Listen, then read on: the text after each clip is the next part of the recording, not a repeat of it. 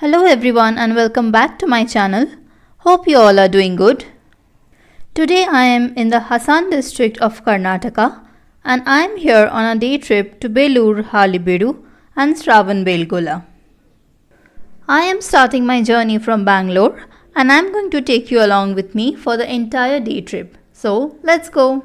While I travel from Bangalore to Hassan district, do subscribe to my channel if you haven't yet. We had booked our day trip with KSTDC, that is Karnataka State Tourism Development Corporation. The bus started from Yashwantpur bus station at 6 am in the morning. We halted for breakfast and then continued our journey. Our first stop after breakfast was Shravanbelgola. Shravanbelgola is famous for the huge Gomateshwara Bahubali statue and is an important pilgrimage destination in Jainism.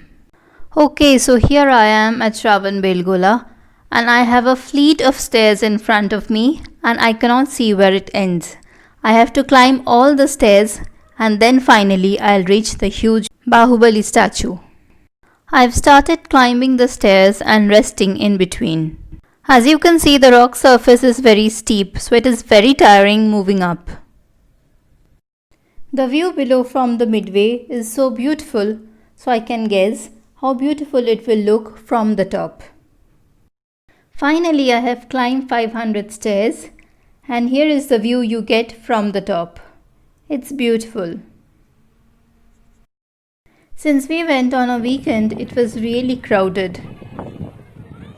Lots of people from outside and from Karnataka had come to visit this iconic and historical place. The stairs which you see right there will take you up to the huge Bahubali statue. This statue is the tallest monolithic statue in the world and it is carved out of a single block of granite. It is of 57 feet, so you can understand how huge it is. If you are visiting Shravanbelgola in summer, it is recommended to wear socks while you are climbing up. That is because the rock surface becomes extremely hot and you are not allowed to wear slippers.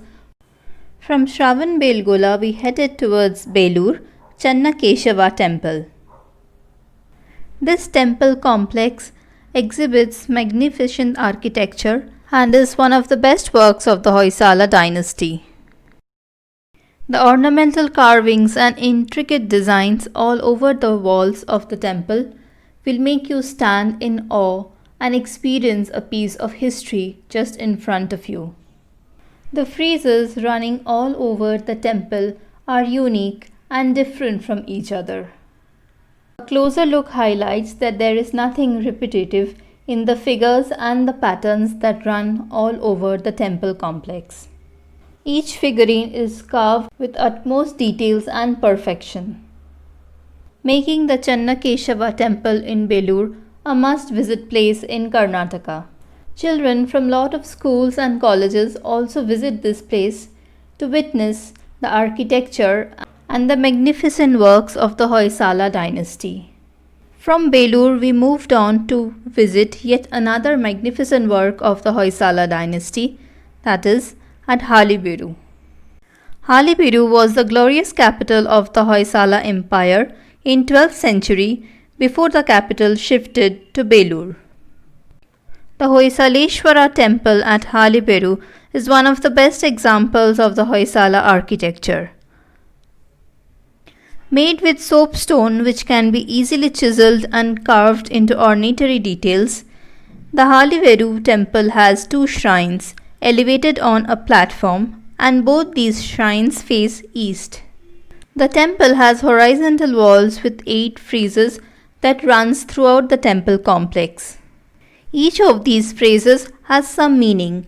The elephant signifies strength, whereas the horse signifies speed. Not only the walls, the ceilings and the pillars are also ornated with extremely beautiful carvings. The Hoysaleshwara temple has a huge bull or Nandi and is worshipped along with Lord Shiva. The Nandi is one of the largest in India and is carved out of a single stone. You would definitely be amazed by seeing the grandeur of the architecture in this temple. The intricate designs, the magnificent figurines, and the huge hallways will surely take you back to the days of the Hoysala dynasty. This tour indeed took me back to the days of history, and I lived a day in my life in the times of Hoysala dynasty.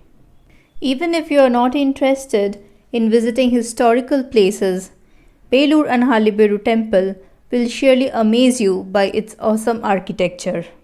You will be awestruck by thinking in those primitive days without any modern technology and tools how the artists have created such magnificent masterpieces. The Channakeshava temple of Belur and the Hoysaleshwara temple of Haliberu indeed shows the love and passion for art for the kings of the Hoysala dynasty.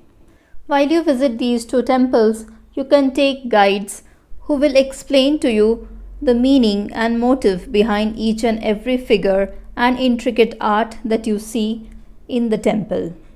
These explanations will amaze you even more, and you will understand the socio-economic setup at that time.